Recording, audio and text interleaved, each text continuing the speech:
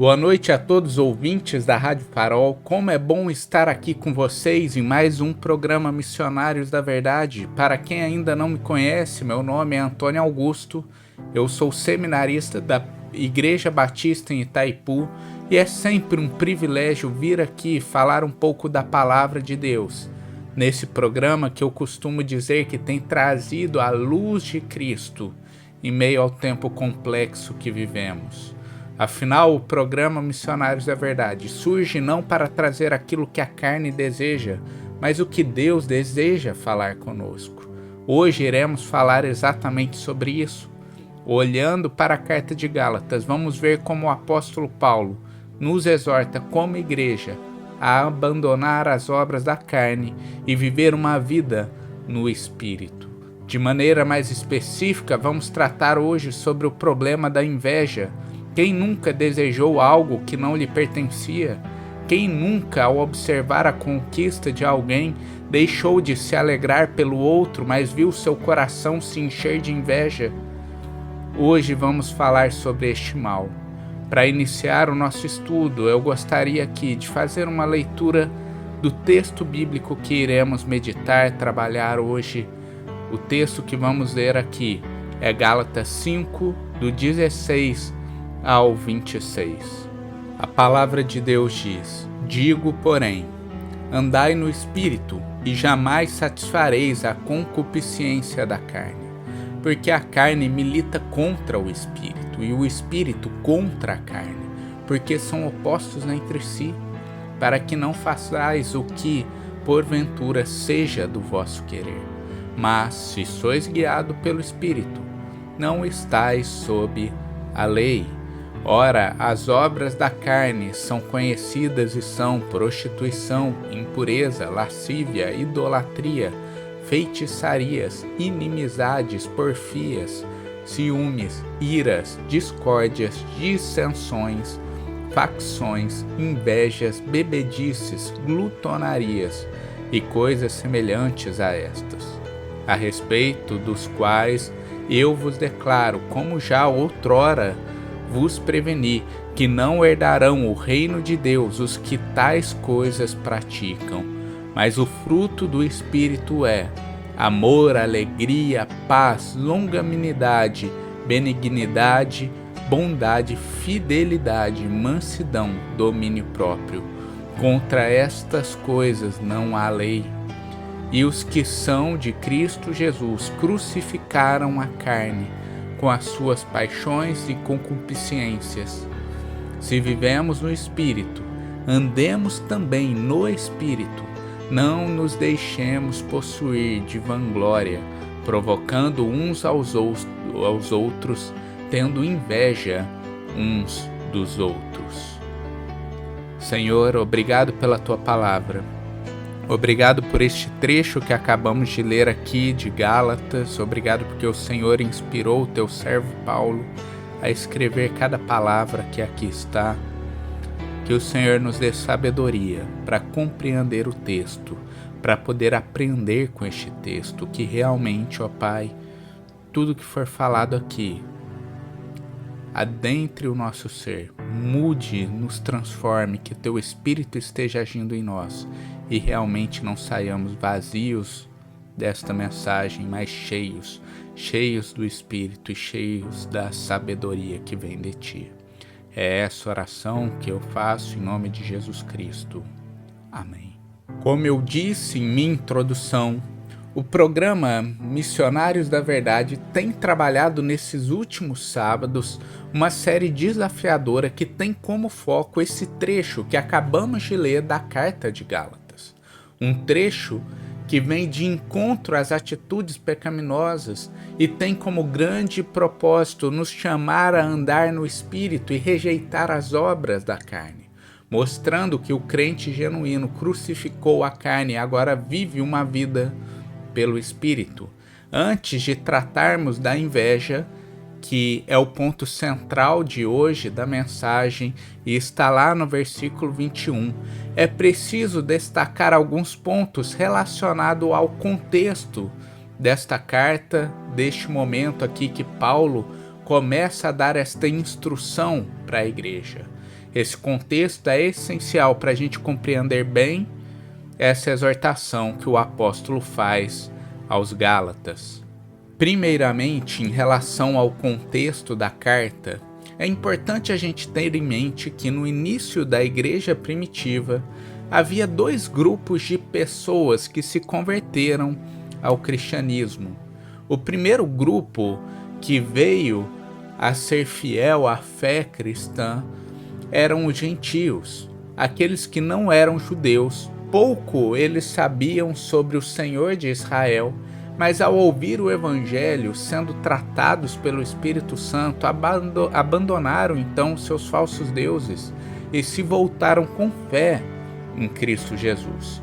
O outro grupo que fazia parte da igreja eram judeus que vinham do judaísmo, mas se converteram ao cristianismo. Pessoas que cresceram esperando o Messias e confiaram na mensagem do Evangelho que apresenta Jesus como nosso Deus Filho, Messias e Salvador. Porém, assim como é hoje, na igreja surgem alguns falsos mestres em meio àqueles verdadeiros fiéis. Na igreja dos Gálatas surgiu um grupo de falsos mestres que chamamos hoje de judaizantes. Esses falsos mestres ensinavam aos membros da igreja algo totalmente fora do ensino apostólico, pois diziam que o homem não é salvo somente pela fé em Jesus, mas também tem que realizar certas obras para a salvação. Esse grupo afirmava principalmente que os crentes precisavam se circuncidar, sendo a circuncisão um pré-requisito para a salvação. É essa situação, então, que motiva Paulo a escrever esta carta que estamos estudando aqui hoje. Paulo quer deixar claro para aquela igreja que somos salvos somente pela fé na obra realizada por Jesus Cristo. Em Gálatas 2,16, o apóstolo deixa isso claro quando diz o seguinte: sabemos que ninguém é justificado pela prática da lei, mas mediante a fé em Jesus Cristo. Querido ouvinte, vale a pena eu enfatizar isso aqui para você. Não é por nossos méritos que adentramos a porta do céu. Não há nada que eu possa fazer para me qualificar para a vida eterna com Deus. É somente pelo arrependimento, é somente tendo fé na obra de Jesus Cristo, que morreu pelo pecado do seu povo, que a nossa salvação é garantida. É somente quando o Espírito Santo fala aos nossos corações e nos achegamos à cruz que somos salvos.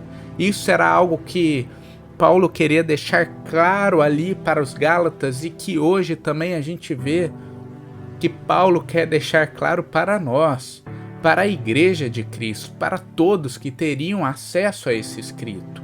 Somos salvos pela fé em Jesus. Porém, Paulo tem uma preocupação quando expõe a doutrina da salvação pela fé.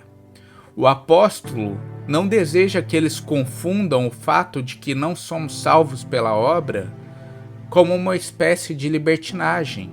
Aquela ideia que, já que eu sou salvo pela fé, já que eu sou salvo pelo que Jesus fez, eu posso viver de qualquer forma. Isso é totalmente contrário e condenável no cristianismo. E nesse trecho específico aqui do capítulo 5, o apóstolo faz uma ressalva. A salvação é sim pela fé. Estamos livres do jugo da lei. Porém, isso não nos dá autorização para viver uma vida de libertinagem.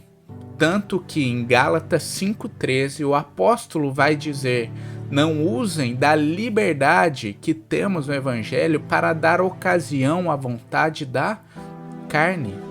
O crente regenerado, membro da Igreja de Cristo, que é a habitação do Espírito Santo, não vai viver mais movido pelos desejos da carne.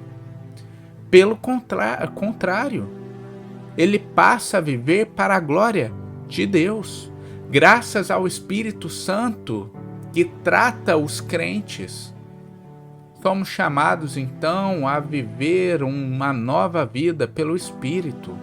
É nesse contexto então que Paulo elenca, no texto que lemos aqui, aquilo que conhecemos como obras da carne, comportamentos pecaminosos que estão no coração do homem e que devemos resistir.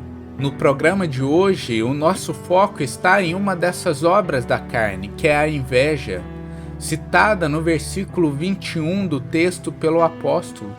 Como esse mal, infelizmente, é frequente em nossas vidas.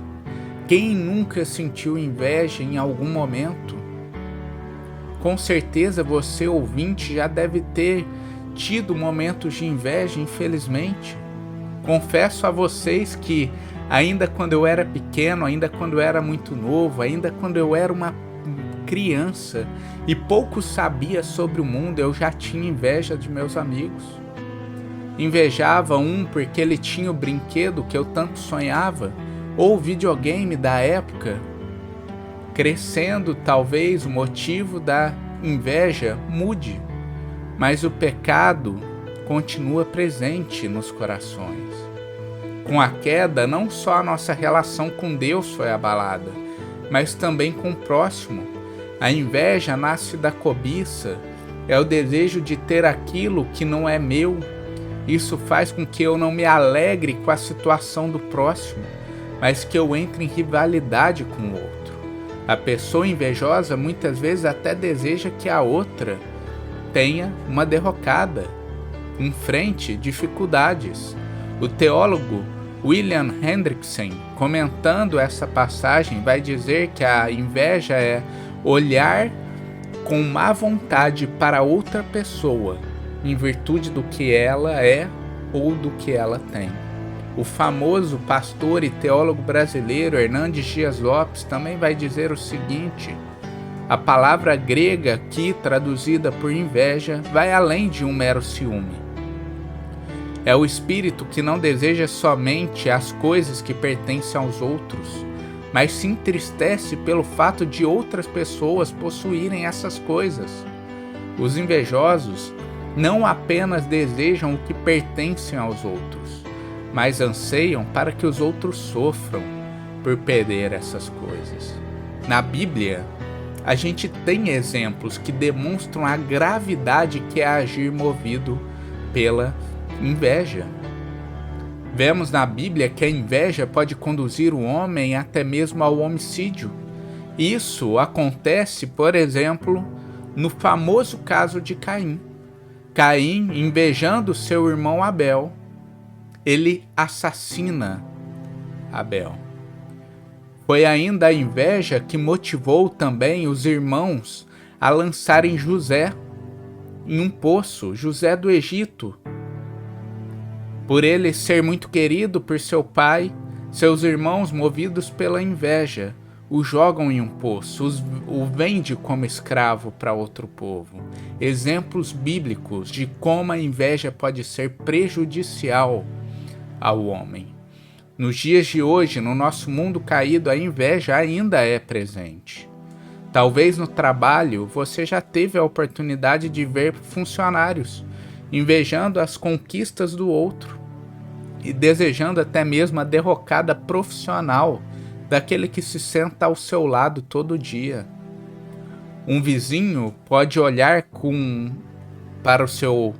para aquele que mora em sua rua com um olhar cheio de maldade em relação à vida daquela pessoa, às conquistas daquela pessoa. Até mesmo na igreja, infelizmente, pessoas que às vezes se chamam de irmãos têm se inflado de inveja em relação ao outro. Obviamente, isso em nada condiz com a atitude que se espera de um salvo. Aquele que tem o Espírito, o crente, é chamado para ser sal e luz em meio a este mundo caído.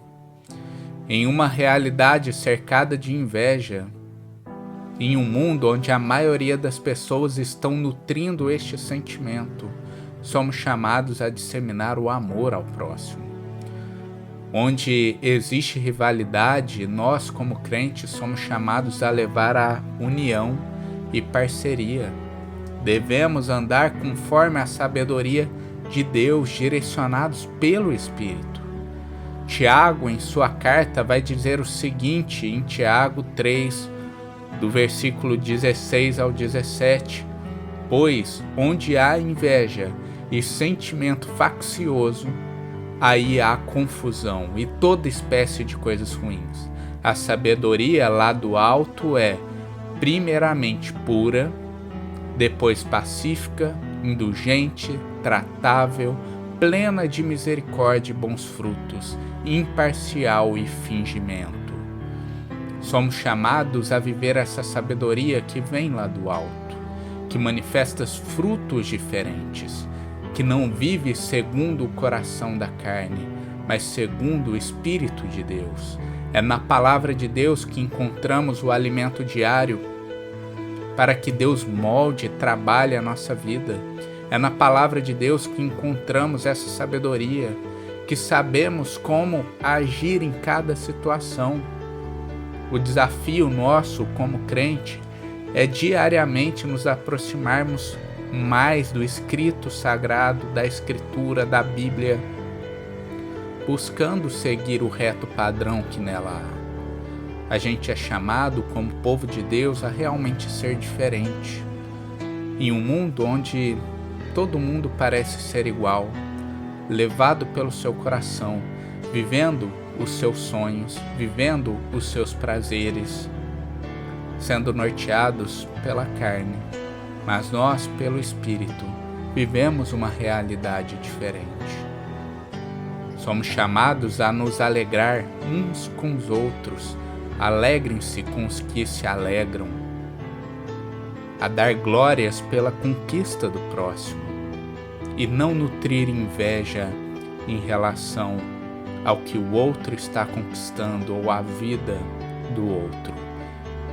Para concluir esta mensagem, eu gostaria de destacar alguns pontos aqui. Em um mundo onde muitas vezes a inveja tem se manifestado, com o auxílio do Senhor, busque viver de maneira distinta. Se alegre com a conquista do próximo.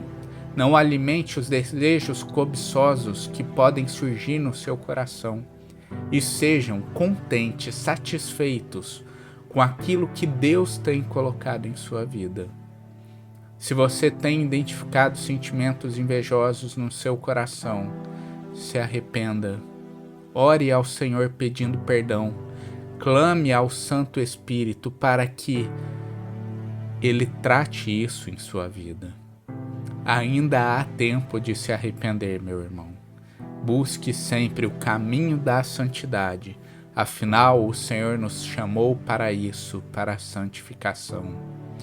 Por fim, eu sei que a mensagem de hoje foi dura.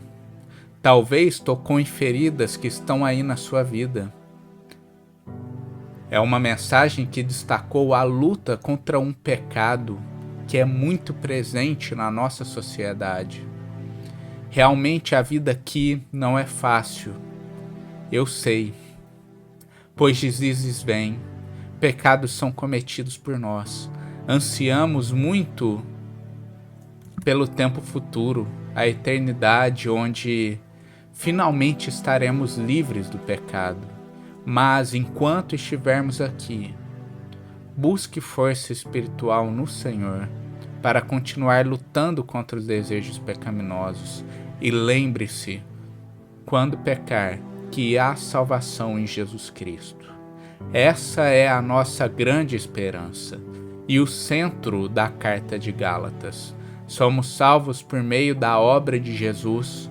É nessa mensagem que conseguimos encontrar descanso.